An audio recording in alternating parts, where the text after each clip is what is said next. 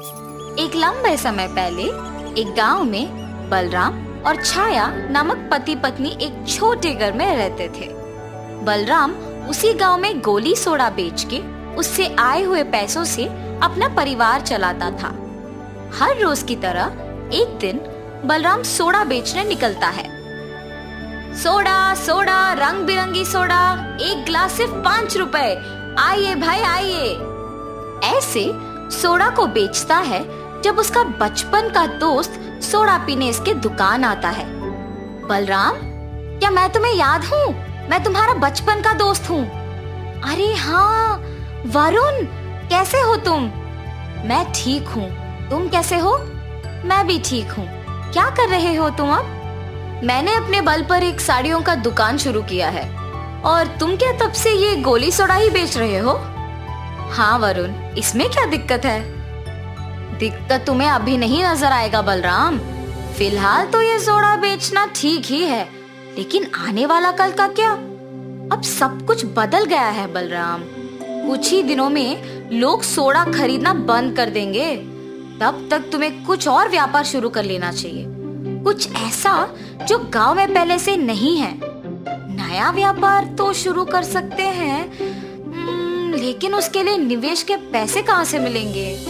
अरे उसमें क्या, अपने कोई जान पहचान आदमी से थोड़े पैसे उधार लो, लाभ आने के बाद उन्हें उनके पैसे लौटा दो, हो गया।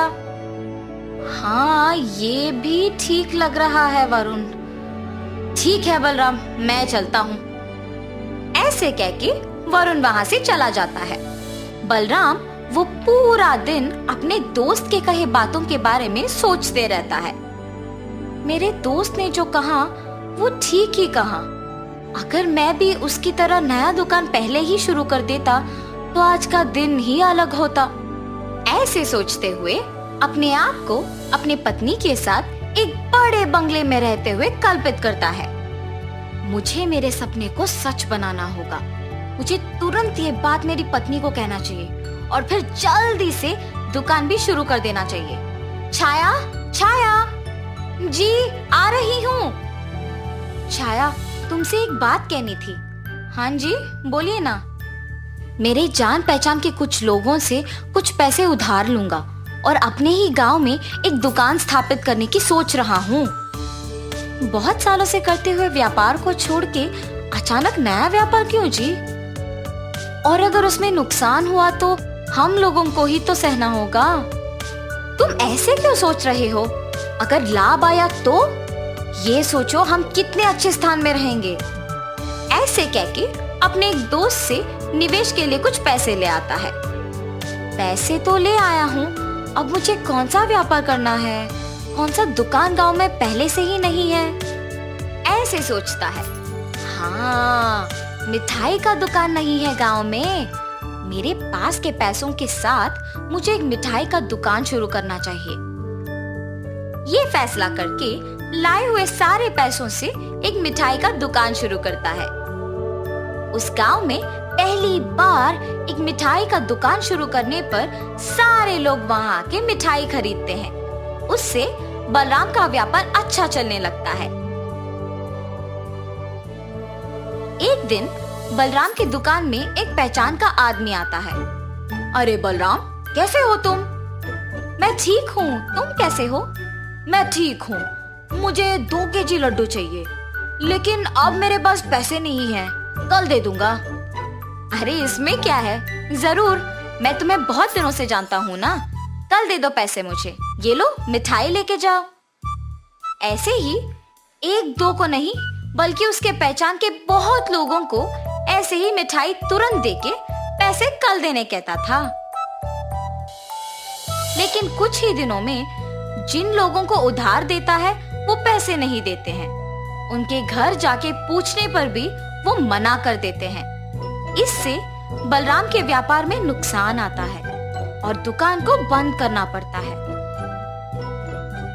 दुकान के बंद होने पर बलराम बहुत दुखी होता है। कुछ काम नहीं करता है और घर पे ही रहता है।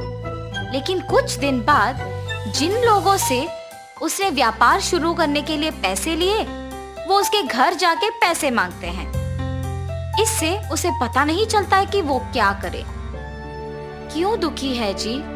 आपके दुखी होने से कुछ नहीं बदलेगा। जो हो गया सो हो गया। ऐसे सोचिए कि भले के लिए ही हुआ है। बाकी लोगों के बातों पे ज्यादा ध्यान मत दीजिए और हमेशा की तरह अपना व्यापार कीजिए। ऐसे ही हम निवेश के पैसे उनको लौटा पाएंगे। मुझे अपने दोस्त की बातें बिना सोचे समझे नहीं मानना था, इसीलिए इतना नुकसान हुआ जो मुझे अब सहना पड़ रहा है। कम से कम अब से तुमने जैसे कहा वैसे ही करूंगा। ध्यान से अपना व्यापार करूंगा।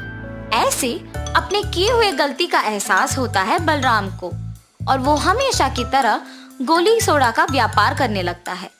ऐसे सोडा बेच के पैसे जमा करके उधार के पैसे चुका देता है। तब से बलराम किसी और के बातों को नहीं सुनता था। दिन में सपने नहीं देख के अपना काम ढंग से करने लगा और खुशी से वो और उसकी पत्नी जीने लगे। तो इस कहानी का नैतिक क्या है? किसी और के जीवन को अपने से तुलना अच्छी नहीं है। उससे सिर्फ दुख ही मिलता है। जितना है उतने में खुश रहना सीखो।